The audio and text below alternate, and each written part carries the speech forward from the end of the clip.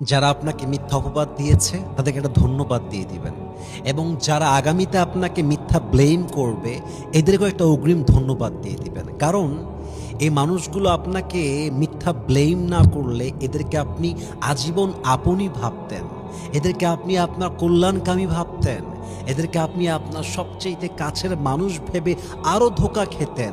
ভাগ্য ভালো আপনাকে ব্লেম করে প্রমাণ করে দিয়েছে যে সে আসলে আপনার আপন হওয়ার যোগ্যতা রাখে না। আরে যে আমার আপন হওয়ার যোগ্যতা রাখে, যে আমার ভালোবাসার মানুষ যোগ্য হওয়ার যোগ্যতা রাখে, পুরো দুনিয়া আমাকে অবিশ্বাস করলেও তো সে আমাকে অবিশ্বাস করতে পারতো না। পুরো দুনিয়া আমাকে ব্লেম করলেও সে তো আমাকে ব্লেম করতে পারতো না, বরং সে আমাকে ব্লেম করে আমাকে অপবাদ দিয়ে বুঝাই দিয়েছে অন্যদের মতো সেও আমার আপন মানুষ হওয়ার কোনো যোগ্যতাই রাখে না। ঠিক কিনা বলেন? এজন্য আপনাকে যে মিথ্যা অপবাদ দিবে তার সঙ্গে মারামারিতে যাবেন না, ধন্যবাদ দিয়ে দিবেন। কারণ আল্লাহ তাআলা জানেন যে আপনি এই অন্যায়টা করেছেন কিনা।